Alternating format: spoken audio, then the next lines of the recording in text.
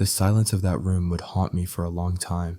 Outside in the parking lot, I sat on the cold hood of Drew's car as the sun dipped behind the trees. I didn't cry. I couldn't. I was too stunned. My tuxedo itched. My mouth was dry. I wanted to scream, but had no voice for it. And then the photo started leaking.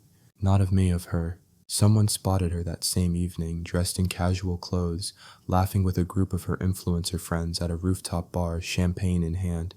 She didn't look like someone who had just fled a wedding. She looked free, triumphant even. Drew tried to keep the news from me, but it was everywhere. A mutual friend texted me a screenshot with the caption, "Damn, bro, is that Serena?" Yes, it was. She had left me humiliated in front of 200 guests, and hours later she was celebrating. I didn't sleep for days. The whispers from family and friends only made it worse. "You didn't see this coming. Was she ever really into you? I heard she always thought she could do better." That last one stuck in my head like a rusted nail. I replayed every memory, every moment where she seemed distracted or bored or overly concerned about what she looked like in front of others. I remembered how she once told me, "I don't want to be ordinary. I was made for something more." I thought she meant us, but she meant herself. She thought I was ordinary, a stepping stone. And when it was time to choose between a grounded future with me or the glittering possibility of attention, she walked. No, she ran. The next few months were a blur. I quit social media entirely. I dropped weight. I didn't want sympathy. I didn't want explanations. I wanted to disappear. But Drew wouldn't let me. He dragged me back to the office, into projects, into the world. "Caleb," he said one morning over cheap diner coffee, "you either let this moment define you, or you let it refine you." And that's when something shifted. The pain didn't vanish. It never really does. But it began to take shape. It became something sharper, more precise. I started pouring myself into work with a level of focus that was almost surgical. Brick by brick, design by design, I started rebuilding. Not just my firm. Myself. The day after the wedding I returned to the apartment Serena and I had shared for 2 years. It still smelled like her, a mix of lavender, designer perfume, and vanilla candles she always let burn too long. I stood in the doorway, keys in hand, staring at the traces of her scattered through our home like a ghost that hadn't yet realized it was dead. Her makeup mirror was still on the dresser. Her coffee mug with the chipped gold handle sat in the sink. There was a pair of heels tossed by the couch like she'd kicked them off in a hurry. Everything looked frozen, untouched, except her closet. That was nearly empty. She had packed while I was at the rehearsal dinner. She knew she was leaving me long before I stood at that altar. What hurt more than the betrayal was the planning behind it. The thought that she had smiled, kissed me, good night said, "I love you all," while already imagining her escape. I found a second note tucked under the jewelry box. Longer this time, not kinder, Caleb. "This life isn't for me. I don't want to be a wife, not like this. You're safe, predictable. I need more excitement, more challenge, more everything. You're going to be fine. You'll bounce back. Please don't try to reach me. I've already blocked your number. Don't take it personally. Serena, don't take it personally." I read that line over and over, thinking how easy it must be for someone like her to compartmentalize pain, to reduce 6 years of love arguments, dreams, vacations, holidays, sleepless nights, and whispered promises into a note on 200 GSM cardstock. That week I packed up everything that reminded me of her, not to throw it away, but to store it. I wasn't ready to let go. Not really, not yet. Some part of me clung to the idea that she might realize she made a mistake, that maybe in some alternate reality she'd knock on the door crying and say she'd been wrong. But she didn't.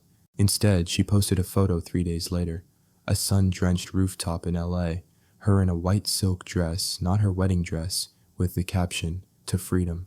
New beginnings." The comments were full of hearts and flame emojis, not one mention of me, no trace of guilt. The public didn't know about the wedding, not yet, but people in our circle did.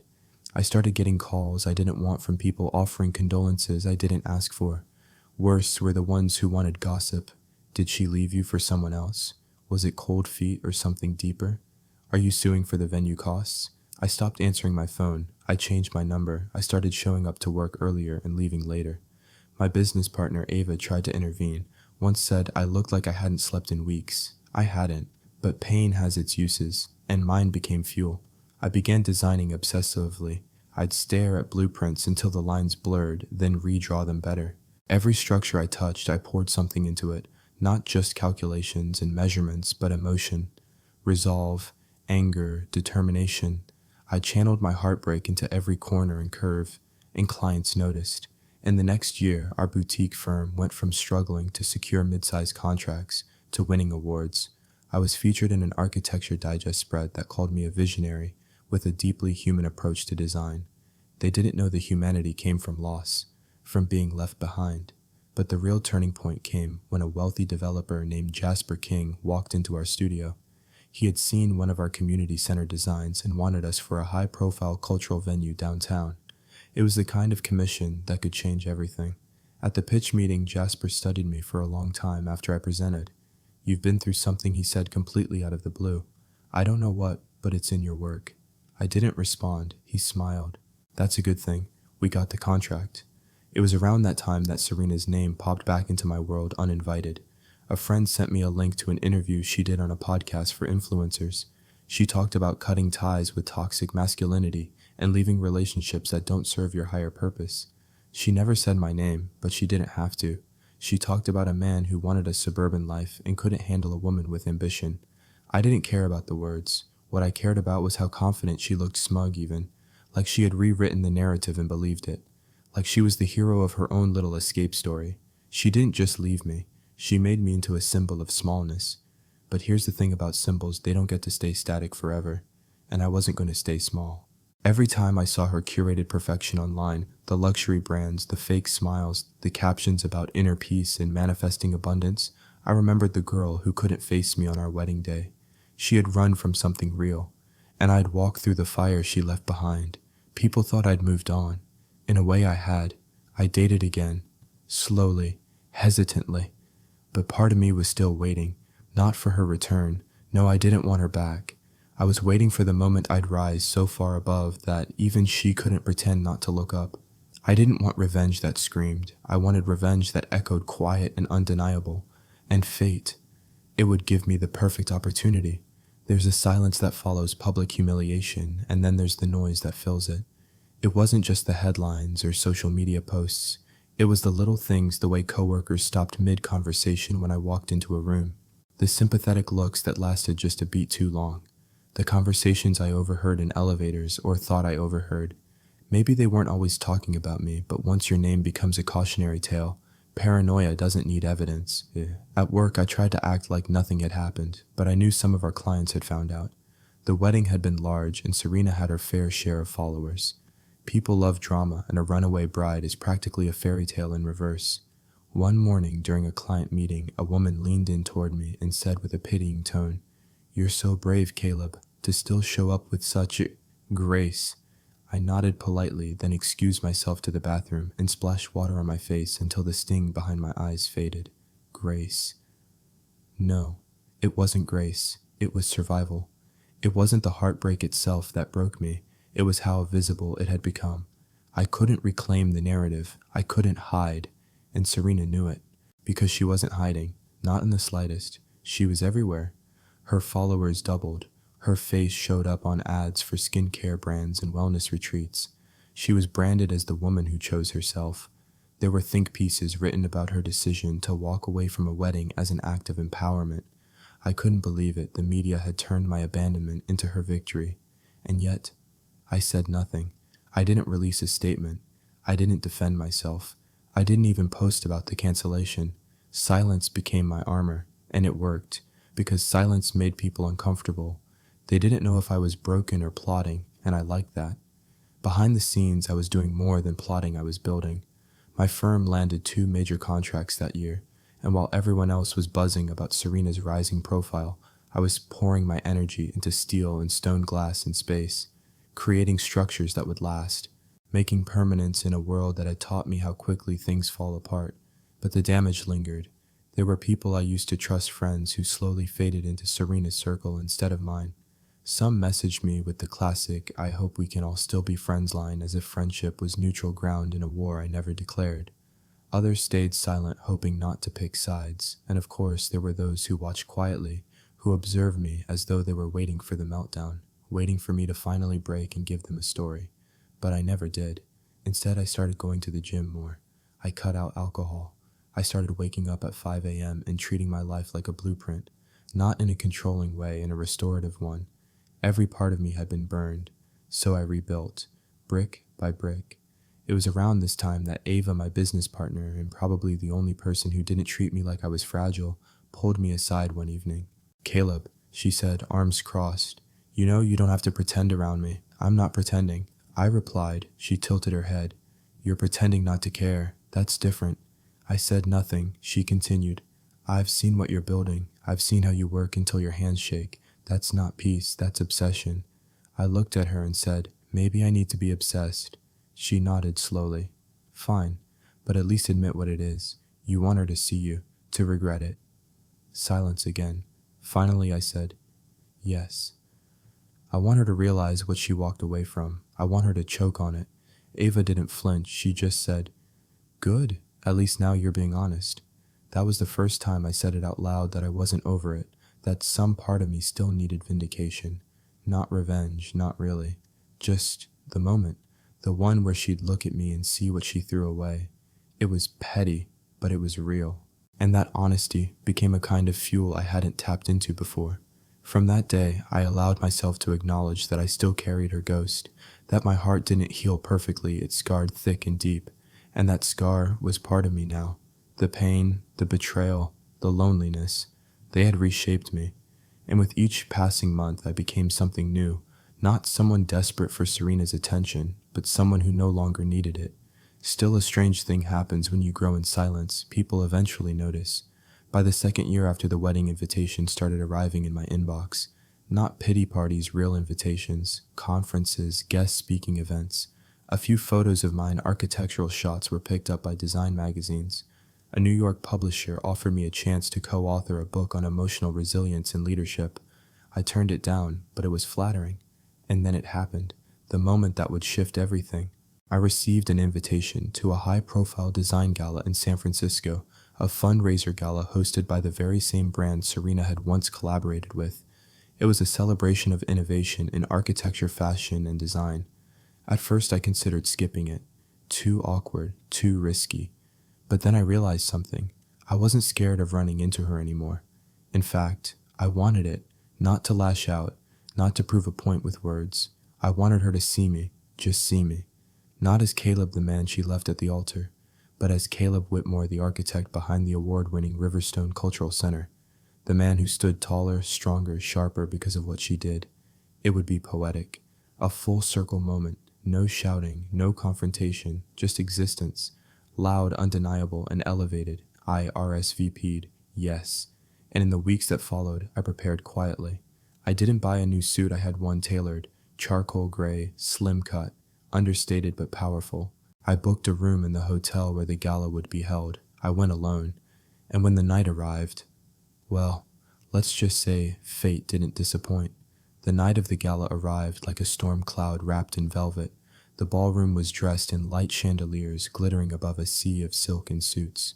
Crystal glasses clinked, laughter floated in practiced waves, and photographers wandered like bees waiting for beauty to bloom in the lens. I arrived early, not because I wanted to, but because I needed a moment. I stood just inside the entrance, taking in the room, the echo of my own footsteps in marble. No fanfare, no announcement, just me, Caleb Whitmore. 2 years ago, I was the man everyone pitied. Tonight, I was a guest of honor. The organizers had asked me to attend, not just as a guest, but as one of the architects behind the featured cultural center the event was celebrating. It was a quiet project with deep impact, and apparently, the design world had taken notice. I wandered through the crowd, offering nods and handshakes, small smiles, a glass of champagne I barely sipped. Every movement was deliberate. I was in control. And then I saw her, Serena, across the room. She wore a champagne-colored dress, ironic really, that shimmered with every step. Her hair was pinned in that effortless, chaotic elegance she'd always mastered. Her posture screamed confidence, but her eyes hadn't found me yet. And so I watched. She was holding court, laughing with a group of industry types, influencers, stylists, creatives. The same circle she always gravitated toward. People who worshipped aesthetics, who lived for the next flashbulb. People who had no idea how to build anything that would outlast the trend cycle. I waited, And then it happened. She turned, saw me, and froze. Just for a second, no more than a blink, but I caught it. The flicker of recognition, the hesitation, the realization. Then just as quickly she recomposed. She gave a small smile, tilted her head, and started walking toward me. I didn't move. "Caleb," she said, smooth as ever. "Well, look at you." I met her gaze without flinching. "Evening, Serena." She took in my suit, the name tag, the polished air. Her eyes flicked briefly to the lanyard around my neck that read, "Keynote guest, Caleb Whitmore." "Oh," she said lightly. "You're speaking, I am." She sipped her drink. "Didn't expect to see you here." "I was invited," I said simply, "just like you." A silence hovered between us. Not awkward, more like the breath before a confession that never comes. "Well," she said, "you look different." I smiled. Success tends to do that. Her jaw tightened just a flicker, but I saw it. She hadn't expected me to be okay, let alone better. This wasn't the Caleb she left behind. This wasn't the man who stood helpless at the altar. She tried to recover. "I heard about your firm. The cultural center, very impressive. Thank you. I've seen some of your campaigns too," I added, gesturing vaguely toward the digital sponsor wall, looping in the background. "You've certainly built a following." She gave a short laugh. "It's not what I thought it would be, but it's something." There it was, the first crack. Serena had always chased spotlight, but she was smart enough to recognize when the spotlight had moved on. The influencer world she once dominated was evolving. Follower counts meant less, substance meant more, and her shine, though still visible, wasn't blinding anymore. We stood in silence for a few moments. She looked around, then back at me. "Are you happy?" It wasn't a kind question. It wasn't cruel either. It was curious, honest maybe. And for the first time in years, I realized I could answer it without hesitation. "Yes," I said, "I am." She opened her mouth like she wanted to say more, something vulnerable or sharp or maybe even apologetic. But before she could, the host announced my name over the speakers. "Please welcome our next speaker, the visionary behind the Riverstone Cultural Center, Mr. Caleb Whitmore." Applause. I gave Serena one last glance. "I should go." She nodded. As I walked up to the podium, I could feel her eyes on me. And in that moment, I didn't feel rage. I didn't feel vengeance. I felt power. The kind that didn't scream, didn't flex, didn't demand attention. The kind that just stood. I delivered my speech, a short reflection on architecture as emotional legacy. I talked about how spaces shape healing, how buildings can carry the story of the people who pass through them. I never mentioned Serena. I didn't have to, because everything I said was built on the ashes of what she left behind. When I stepped off stage, the applause was louder than I expected. Not just polite, not just formal. It was earned. Serena didn't approach me again that night, but I saw her watching. And the next morning, a strange message appeared in my inbox. From Serena Vale, subject, "Just wanted to say, you were incredible last night. I always knew you were talented, but I never imagined you'd grow into this. I'm sorry for how I left things. I really am. If you ever want to catch up, I'd like that. No pressure. Just wanted to say I'm proud of you." Serena. I stared at the message for a long time. I didn't reply, not because I was cruel, but because I'd already said everything I needed to, with my life, with my silence, with my presence. I wasn't the man left at the altar anymore. I was the one people stood for when he entered a room, and that was enough. For months after the gala, I didn't hear from Serena again, but I didn't need to. Her name surfaced without effort in conversations and news feeds and muted podcast clips I'd overhear at the gym or on commutes. She hadn't disappeared. She had just shifted from being a bride-to-be to being a lifestyle brand, one focused on healing alignment and something she called image energy. Serena became a spokesperson for transformation, not the quiet kind that requires accountability, but the flashy social media-friendly version that trades pain for hashtags and curated tears. Her brand Serena Yes, spelled with an I for edge, was being featured in niche fashion blogs and spoken about in the same breath as clean beauty startups and energy crystal guides. People loved her story. She left a life that didn't fit, chose herself, found her voice. They didn't know she found her voice while stomping on mine. At first it frustrated me. I won't pretend it didn't. Seeing her elevate herself using a rebranded version of what she did to me, twisting our story into a kind of empowerment fantasy, it scraped at something raw inside me. But eventually, I let it go, because I started to see something else beneath the glitter: desperation. While her numbers were growing, they weren't stable. The brands she worked with were smaller, more desperate for attention than prestige, and behind every new partnership post was a slightly older one quietly deleted. I'd seen enough of the influencer world to know what that meant: a house of cards held together by sponsored detox teas and filtered lighting. I also started hearing murmurs from mutual acquaintances, from colleagues who had brushed against her orbit. She looks great online, but she's burning out. She rented her apartment for that shoot. It's not actually hers. I heard she took out a massive personal loan to fund that retreat. She's trying to stay relevant. Trying, that was the key word. When I was with Serena, she didn't try, she just was. Beautiful, magnetic, ambitious. But now, she was working hard to maintain a version of herself that had expired. The market was shifting. Audiences were craving substance over sheen, and Serena was trying to adapt in real time. It made sense that she messaged me after the gala. She was trying to reconnect with something stable, something real. But I wasn't that for her anymore. I had become my own center of gravity. While she chased spotlights, I was building shadows, elegant, silent, permanent. My designs began to attract attention, not just for beauty, but for meaning. My team expanded. We got a spot in a global design exhibition in London. I spoke at 2 more conferences. I was offered a teaching position part-time at an architecture graduate program, and still her name came back to me like a paper airplane thrown in the dark. One day, Ava handed me a magazine across our shared office table. "Look who's on the cover," she said. It was Serena, sitting cross-legged in a minimalist beige outfit, chin lifted slightly, face perfectly symmetrical. The headline read, "From Breakdown to Breakthrough." Serena Vale on reclaiming power and losing what no longer serves you. I flipped through. There it was again, our story washed clean. "I left a life that felt too small," she said. "Sometimes love can be comforting, but suffocating." I knew I had to be brave. It wasn't about hurting someone, it was about saving myself. People didn't understand, but I don't live for their approval. I closed the magazine. She wasn't lying, not entirely, but she wasn't telling the truth either.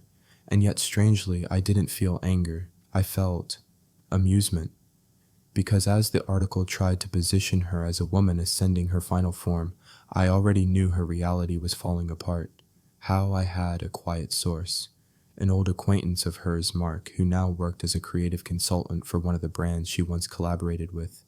We ran into each other at a design expo. Over drinks, he leaned in and said, "You know Serena's brand is crumbling, right?" I didn't answer. She blew half the budget for her skincare line on a photo shoot in the Maldives. It never launched. Investors pulled out. She's in debt. I simply sipped my whiskey. Mark chuckled. "I figured you'd enjoy that." But here's the truth: I didn't. Not in the way he expected. I didn't want Serena ruined. I didn't want her begging or broken. I just wanted her aware of what she had walked away from, of what she had done, of who I had become because of her. Because that was the real revenge, not in her collapse, but in my rise. Still, the irony of the moment wasn't lost on me. She had left me because I wasn't glamorous enough, not bold enough, not dangerous enough. But now I was being called visionary by people she would have killed to impress. And I didn't have to post a single filtered selfie to earn it. That's the thing about authenticity. It doesn't burn out. It builds. Quietly, patiently, unshakably. And whether she admitted it or not, Serena knew. Because 2 weeks later, another message appeared in my inbox. From Serena Vale, subject, coffee. "Hey again, I'm in town next weekend. Thought it might be nice to catch up. No expectations, just a chat, let me know." I stared at the message for a long while. Not with hope, not with resentment, but with precision.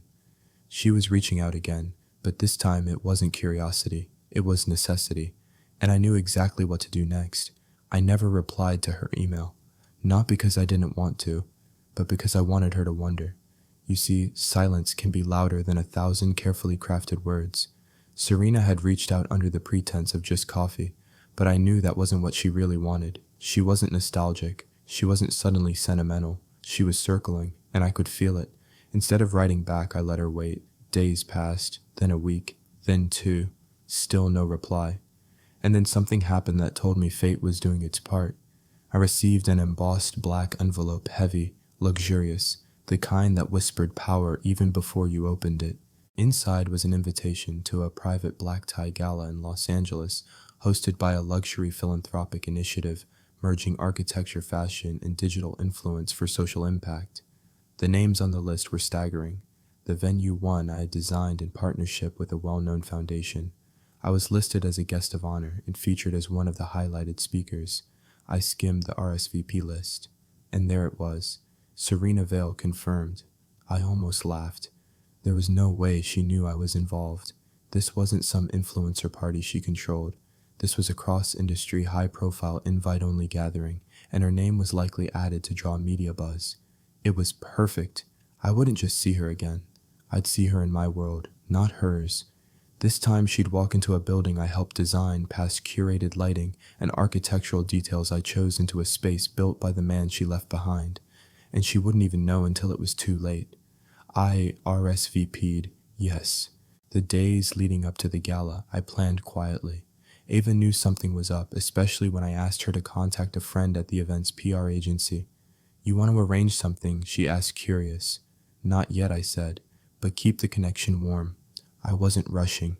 Serena's world was built on rush, on reactions, trending topics, bursts of attention. Mine had become something else. Something calculated, strategic, enduring. The night before the gala, I stayed at the hotel adjoining the venue. I brought nothing flashy, just a dark bespoke tuxedo and the quiet confidence of a man who had nothing left to prove. The next evening, I stepped into the building, one I knew better than any other guest, and felt strangely calm. The event was dressed in elegance, hanging greenery from the ceiling, soft, golden uplights, curated music vibrating through the marble floor. Everything had intention. The floor plan, the flow of space, it all guided people toward moments. Intersections, dramatic lighting for cameras, warm pockets for conversation, and one long corridor with a digital exhibition of the architects behind the venue. My name was there, so was my photo, but I didn't linger. I walked deeper into the room, sipping from a glass of champagne, nodding at familiar faces, clients, collaborators. I gave a few short interviews near the press wall. Nothing rehearsed, just the truth. This building was meant to feel open but powerful, something soft on the surface but structured deep underneath. It was only when I turned toward the central gallery that I saw her, Serena. She stood near the sculpture centerpiece, surrounded by people, some photographers, some influencers, others I didn't recognize. She looked beautiful, but tired. There was something in her posture that gave it away. She still smiled, still laughed at the right moments, but her eyes, they scanned the room like someone looking for a lifeline, and then they landed on me. She blinked, startled. She clearly hadn't expected me here. That's when it hit her. She looked up at the arched ceilings, the lighting structures, the layout, and her expression shifted, realization. She didn't walk toward me this time. She stood frozen. I nodded politely, that was all, and walked away. I could feel her staring at my back as I moved across the room, but I didn't give her the moment she was hoping for. Not yet. Instead, I found Ava at the cocktail bar and gave her a signal. She smiled. Ready? I nodded. Time to return the message, I said. She disappeared into the crowd, and 10 minutes later, Serena's assistant, a younger woman with anxious eyes, approached me near the terrace. Mr. Whitmore. Yes. Miss Vale was wondering if you'd be willing to speak with her privately. Just a moment.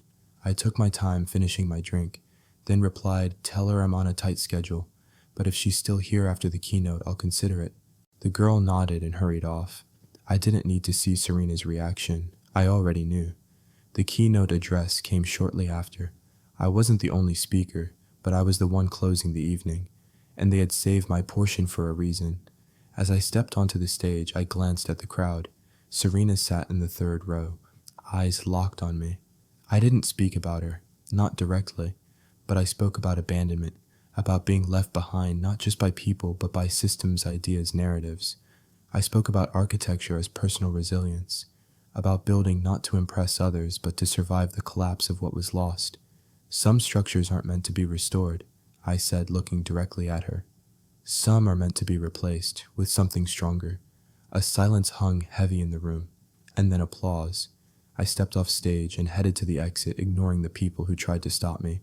Serena stood near the door, waiting. "Caleb," she said, her voice tight. "Please." I paused, just long enough to let her hope, then shook my head, smiled gently, and walked past her. Sometimes closure isn't a conversation. It's a door you never open again. I didn't expect to see her again the next morning. The gala had ended, the speeches were over, the champagne had run dry. I'd already packed my bag, checked out of my hotel room, and was heading through the lobby when I saw her. Serena, standing by the coffee bar alone. No entourage, no makeup artist fixing stray hairs, no curated lighting, just her smaller than I remembered somehow. The woman who once filled every room she entered now looked like she was trying not to take up too much space. Her eyes found me immediately. She moved toward me. "Caleb," she said softer this time. "Please don't walk away." I stopped, not because I wanted to, but because I was curious. "What do you want, Serena?" She paused. "Can we talk?" I glanced around. People bustled past us, bellboys with carts, a few late checkouts, event staff clearing the final decorations. "I have 5 minutes," I said. She nodded, motioning toward a nearby lounge area. We sat across from each other, the space between us thick with unspoken memories. She studied me like she was trying to figure out where to begin. "You've changed," she said at last. I nodded once. "You said I would." She winced. "I never said you weren't capable. You outgrew me," I cut in. "That's what you said." Her eyes dropped. I was scared. I tilted my head. Of what, marriage? Or that I'd become too real once the filter came off? She didn't answer. I leaned forward slightly. "You didn't leave me for growth, Serena. You left me for image, because I wasn't flashy enough. Not the brand you wanted to build around." Her voice cracked. "That's not fair." "No," I said. "It's accurate." She exhaled, biting her lip. I didn't realize what I had, she finally admitted. "You were the one thing in my life that made me feel grounded, safe. I thought I needed excitement, noise, but it didn't last." I nodded, because it was hollow. She nodded too. "I see that now." A long silence stretched between us. "I saw your speech," she said. "It was beautiful." I gave a small shrug. "I didn't write it for you, I know," she said, "but I heard myself in it anyway." This time I didn't correct her. She continued, "I don't know why I'm here, Caleb. I don't expect anything. I guess I wanted you to know I was wrong, and that I regret the way I did it. I let that hang in the air for a long time. Then I said, I'm not angry anymore." She looked up surprised. "I thought I would be. I thought I'd want to rub your face in it, to show you how much better I turned out. But last night, standing in the building I helped create, watching you realize it was mine, that was enough." She blinked, trying to hide the tears welling up. "You don't have to forgive me," she whispered. "I already did," I said. "But that doesn't mean I want you in my life." That stung, I saw it. Her shoulders stiffened, and she blinked quickly, lips pressing into a thin line. "I understand," she said, a voice barely audible. I stood, adjusting my coat. "Take care of yourself, Serena." She looked up at me a little, lost, a little fragile, but nodded. "You too." And just like that, I walked away. For the last time. No dramatic exit, no harsh words, no lingering pain, just finality. But that wasn't the end of the story, because Serena wasn't done. Not yet. 2 weeks later, I received a call from Ava. "Guess who reached out to PR behind our back?" she asked. I didn't need to guess. She wants to collaborate. Ava continued. Some vague idea about a joint creative project on healing through architecture. I almost laughed. "She's grasping," I said. "She's drowning," Ava corrected. And I knew she was right. The gala had been a turning point, not just for me, but for Serena. She had walked into that event expecting to sparkle. Instead, she had been overshadowed by the man she once dismissed as boring, ordinary, safe. Now she was chasing relevance again, and this time trying to attach herself to something real. "To me?" I paused. "Send her a polite no." Ava hesitated. No, actually," I said, an idea forming. "Let's give her what she wants." Ava raised an eyebrow. "You serious?" I smiled slowly. "Let's sponsor her." "For what a fake campaign," I said. "Something ridiculous, lavish, empty. Let's show her exactly how much of her life is a reflection, not a reality." Ava grinned. You want to bait her? I want her to see the mirror. It was never about destroying her. It was about reflecting her back to herself, giving her the very thing she always chased: visibility, admiration, and a platform. But this time with a twist, one she wouldn't see coming. The plan came together quickly. I had a contact at a luxury lifestyle agency, the kind that designed immersive campaigns for emerging brands. We created a fake project called Mirage, a high-end boutique design label that merged sustainable living with aspirational luxury. Words that sounded expensive but meant nothing. The pitch: a collaboration between architects, wellness experts, and lifestyle influencers to launch a signature showroom experience across key global cities. All buzz, no substance. We seeded it with enough investment to make it look real: rented space in a trendy neighborhood, designed a sparse but elegant concept studio, launched a minimalist website with soft focus photography and vague mission statements like reclaim your space, redefine your story. And then we offered Serena a deal. She would be the face of Mirage's influencer campaign, a paid brand ambassador, the public partner, the woman who stood for everything the campaign pretended to be. She took it immediately, no hesitation, no questions. We even had a launch party. It looked legitimate: press releases, guests, champagne, social media coverage. She walked the floor like a queen in exile returning to her throne. Cameras loved her. Guests clung to her words as she described the vision behind Mirage. Her vision, though she had no idea it wasn't real. She spoke in circles as she always had. Mirage is about living without illusion, about finding something real in a world full of projection. The irony was too rich. I stayed in the shadows that night, watched from a quiet corner as she basked in the attention. She didn't know I was there. She didn't need to. She had everything she'd ever wanted again: lights, lenses, compliments. But I could already see the cracks forming. She believed this new wave would carry her back to the top. That Mirage would be her rebirth, a movement even. She began planning her podcast relaunch, a short film about her journey. Her manager started teasing a book deal. And then we pulled the plug. Exactly 29 days after the launch, the studio was cleared out, the website taken down, the contracts, all legally binding, terminated without further obligation. No explanation, no scandal, just a quiet collapse. Like a real mirage, it vanished, and Serena was left standing in the dust, publicly attached to a campaign that never existed, endorsing a product that never launched. The fallout was immediate. Blogs picked it up first, whispers on Reddit, speculation that she had been part of a scam. Some accused her of fraud, others simply mocked her for falling for her own hype. The brand that didn't exist became proof of what she had become. An illusion chasing illusions. I didn't release a statement, didn't acknowledge any part of it. Neither did Ava. That's the beauty of building smoke: no one can find the fire. Weeks passed. She tried to recover, tried to spin the story, said she had been misled, that she was taking time to reflect, but her followers were dwindling, the brand sponsorships quiet, her reputation eroding. And then she reached out again. This time she called. I let it ring the first time. Then I picked up. Her voice was quiet, broken even. I know it was you, she said. I said nothing. You built that campaign to destroy me. No, I said calmly. I built it to show you what you've been building your entire life. Silence. You used me, she whispered. I exhaled. You used me first, Serena. At our wedding. At every moment you needed someone solid to stand on. And when I wasn't shiny enough anymore, you ran. That was years ago, she snapped. I thought you forgave me. I did, I said, but that doesn't mean I forgot who you are. Another long silence. Why now? She finally asked. Because I needed you to see it, not through my words, through your own reflection. She sniffled. You don't know what it's been like. Trying to stay relevant, trying to keep up. I do, I said. That's why I stopped trying. I built something real instead. Was this revenge? I paused, thinking. No, I said slowly. It was a lesson. And the difference is, I didn't teach it to humiliate you. I taught it so you'd finally stop running from yourself. I heard her crying now, and still I didn't feel triumphant. I just felt, done. You'll move on, I said. You're resilient. But this time maybe try building something that doesn't collapse the moment no one's watching.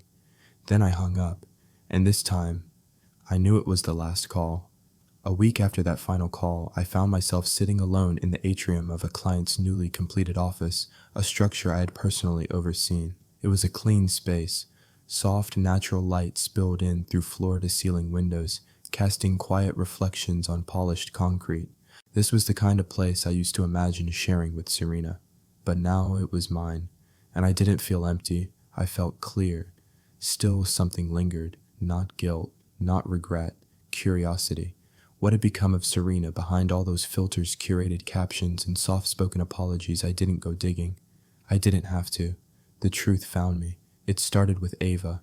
She dropped a file on my desk one afternoon. "You should see this." I raised an eyebrow. "What is it?" "She's not just irrelevant now," Ava said, folding her arms. "She's collapsing." Inside the folder was a private report from a shared acquaintance, someone in PR who'd done work with Serena in the past. They'd heard rumors, then gathered what they could. It wasn't an expose, just facts. Serena had defaulted on a loan, a sizable one she had taken out to launch a skincare brand 2 years ago that never materialized. She owed rent on her apartment in LA, the one she had posed in so many times, claiming it was a gift to herself after her rebirth. It wasn't owned. It wasn't even leased under her name. It was part of a time-limited influencer housing program, which had quietly ended. Worse still, her last 2 collaborations, one with a travel brand, the other with a yoga-wear startup, had both cut ties after seeing how volatile her engagement numbers had become. Followers were dropping. Her reels were tanking. Even her podcast, once sponsored by a niche tea company, had quietly stopped updating. In her world, silence wasn't peace. It was death. Then came the part I hadn't expected. Serena had reached out to an old college friend, someone she hadn't spoken to in over a decade, and asked for a job. Not a brand deal, not a partnership, a job as a copywriter for a wellness website. She hadn't even received a reply. I stared at the documents. There it was. Her house of cards. Falling. Not with drama, not with scandal, but with quiet, undeniable inevitability. She had built her life on attention, and when that attention faded, there was nothing underneath to hold her up. No anchor, no foundation, no self. I sat with that realization for a long time, and then I closed the folder. Ava studied me. "Satisfied, no," I said. She waited. "I'm not satisfied," I continued. "But I am. Done." And I was. Because Serena's downfall wasn't my victory. It was her mirror, and mirrors don't lie. They just wait. But the world is small. 2 months later, I was speaking at a panel event in New York. Afterward, there was a rooftop mixer, mostly designers, artists, developers. I stepped out for air, glass of wine in hand, and that's when I saw her again. Alone, wearing a simple black coat, hair pulled back. No photographers, no entourage, no flash, just Serena. She saw me. I saw the hesitation, the shame, but she didn't run. Instead, she walked over slowly, like someone approaching a grave. "Hi," she said quietly. "Hi." She looked thinner, not fragile, but unfiltered. "I didn't expect to see you here," she said. "I live in this world now," I replied. She gave a sad smile. "Yeah, you do." A silence settled between us. "Did you read what they said about me?" she asked. I nodded. "Do you believe it all?" I paused. "I didn't need to," I said. I already knew how fragile it all was. Her eyes shimmered. "I made everything a performance," she whispered, "even when I was with you." I didn't correct her. I didn't know who I was without attention. She continued. "I still don't." I took a slow sip of wine, then said, "Start small." "Real things usually are." She looked up surprised. "I thought you hated me." "I did," I admitted. "But now, I just hope you figure it out." She nodded slowly, eyes glassy but calm. "Thanks," she whispered. She didn't ask for another chance, didn't ask for forgiveness, just nodded and walked away. And for the first time in years, I didn't feel like chasing, not after her, not after revenge, not after anything, because I had already arrived. After that final rooftop encounter, something shifted inside me. I wasn't bitter, I wasn't angry, but I was still unfinished. Serena's downfall hadn't filled the hole she left behind, and I hadn't expected it to. It was never about watching her suffer. It was about restoring the balance, about reclaiming my voice in a story that she'd once told for both of us. She had rewritten our past to make herself the hero. Now I needed to write the ending not with spite, but with precision. So I reached out, not to her, to someone she still trusted, her former manager, Chloe. A woman as sharp as she was tired, who had spent the better part of 5 years trying to make Serena marketable. We met at a hotel lounge, neutral ground, 3 weeks after New York. I laid it out clearly. I'm launching a new public initiative, I said, combining design and human resilience, a campaign that tells stories through architecture about rebuilding after collapse. She sipped her drink slowly. And I want Serena to be the face of it. Her eyebrows lifted.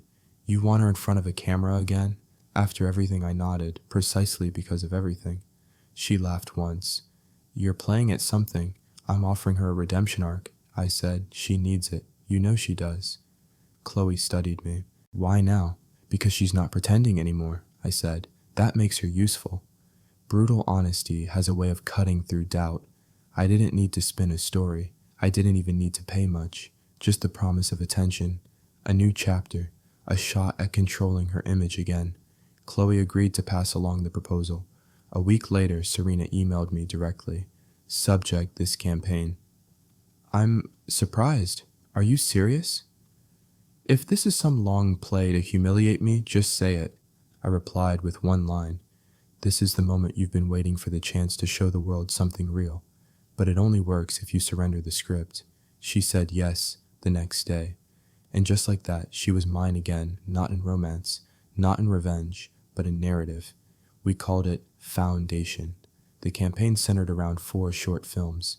Each featured a person walking through an unfinished space, a structure mid-construction, while narrating a deeply personal failure or loss. Each one ended with the same line, "This is where I start again." Serena's film would be the last in the series, the climax. We shot it in an unrenovated train station, gutted and raw. No makeup team, no stylist, no audience, just Serena in a long black coat, walking across broken tile, her voice for the first time not reading from a script. I gave her full control over what she said. I didn't help her write it. I didn't direct. She stood alone in that echoing chamber, eyes locked on the camera, and spoke. I used to live in mirrors, in followers, in captions I didn't write, in relationships I didn't earn. I spent years building a version of myself that looked perfect from the outside, and collapsed the moment no one clapped. A beat of silence. I left someone I loved because I thought I needed more, but what I needed was something I never built for myself, foundation. And now I'm starting again. Her voice cracked, not for effect, but because it meant something. The camera kept rolling. When the crew packed up, she stood in the ruins a while longer, silent, staring at the beams above. She didn't say goodbye, just nodded and left. A week later, we released the series. The response was overwhelming. People cried, shared, reflected. Serena's episode was the most viewed, not because of her past fame, but because of the honesty in it. She didn't try to be glamorous. She didn't posture. She just existed. One comment said I hated her. Now I just hope she's okay. Another. She's finally human, and that makes her powerful. She emailed me a few days later. I don't know if you planned all this to fix me or finish me, but either way, thank you.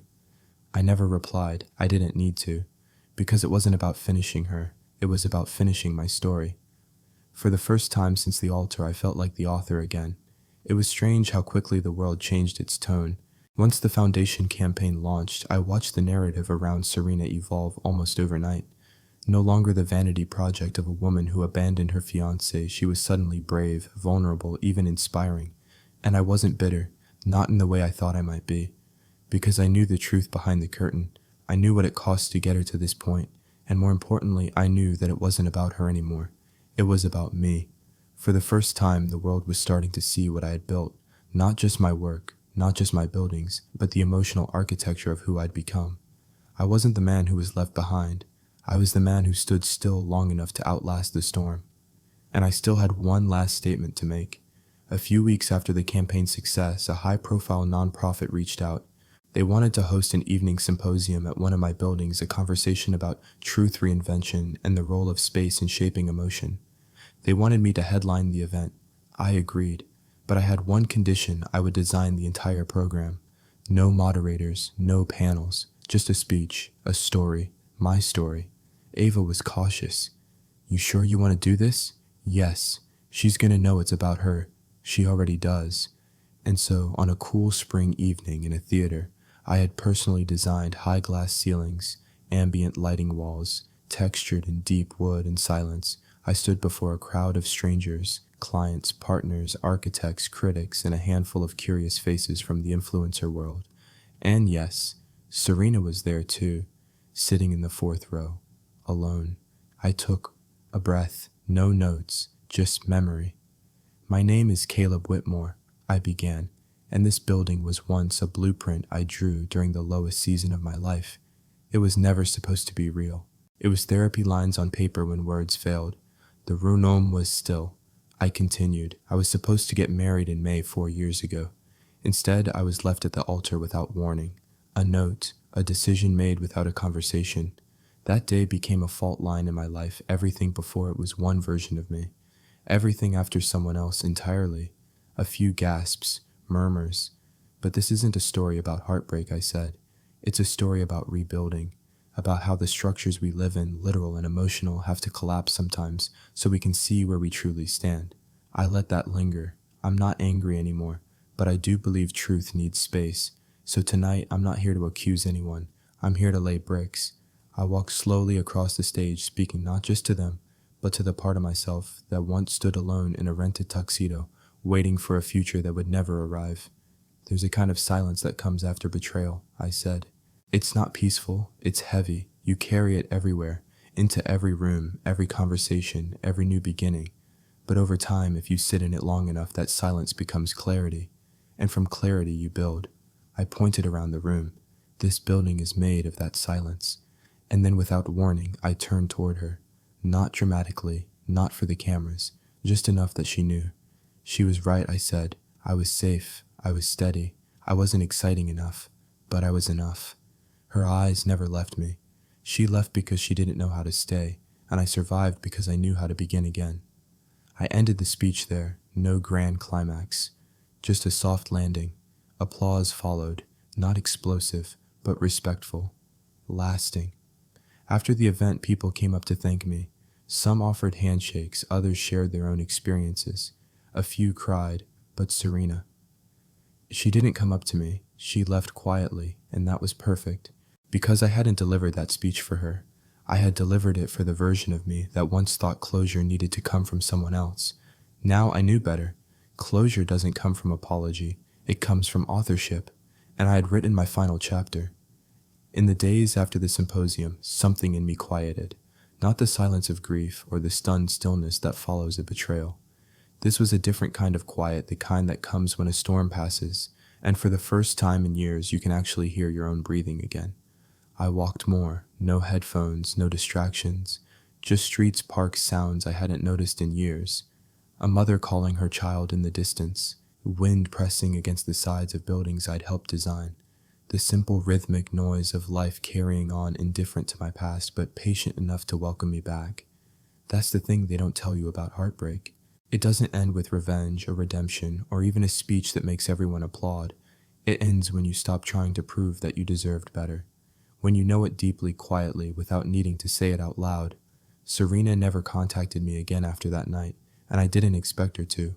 I imagined maybe she saw the speech as an attack, or maybe as a gift she wasn't ready to receive. Either way, it didn't matter, because I'd stopped needing her reaction to feel whole. My studio thrived in the months that followed. New clients, a project in Tokyo. Ava and I were invited to collaborate with a historic preservation initiative across Europe. We started mentoring young designers, people who reminded me of myself at 25, hungry and unformed, unaware of the heartbreaks that might come, or the strength they'd build in their ruins. One of them, a young intern named Jonah, asked me during a late night in the office, "What's the hardest thing you've ever built?" I didn't even pause. "Me?" I said. He smiled, unsure if I was joking. I wasn't. Because no building, no structure, no material will ever compare to what it takes to rebuild your identity from scratch, not because you chose to, but because someone else tore it apart and walked away. There are still days when I think of Serena, not in bitterness, but in clarity. She wasn't my enemy. She was my earthquake. She cracked open the ground I was standing on, and in the process forced me to plant new foundations deeper than I ever thought I could. And in some strange way, I owe her for that. That doesn't mean I want her back. It doesn't mean I forgive the way she left. But I no longer carry the weight of her decision. It's hers to hold now, and mine. Mine is light. Sometimes I pass by couples and wonder what would have happened if she'd shown up that day, if we'd gotten married, started a life, built something together. But even in the softness of that thought, I always return to the same truth. If she hadn't left, I wouldn't be here. Not like this, not whole, not honest, not free. You can't truly become yourself while you're still holding on to the version of you someone else abandoned. You have to let go of the ghost, not burn it, not bury it. Just let it drift, and eventually it fades, not all at once, but gently, like the last ember in a fire that kept you warm for one more night than you needed. So here I am, Caleb Whitmore, architect, builder, man who was once left behind, and now simply a man who stood still long enough to become unshakable. If you're listening to this and carrying something like I did, betrayal, heartbreak, humiliation, I want to say this clearly. You don't have to destroy them. You just have to outgrow the version of yourself that needed their love to feel worthy. Because the best revenge isn't revenge at all. It's peace, earned, built, lived. Thank you for listening to my story. If you've ever been betrayed or left behind or told you weren't enough, share your story below. Let someone else see that they're not alone.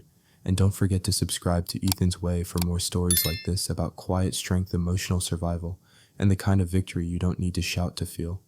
We rise not by chasing applause, but by standing tall in our own truth.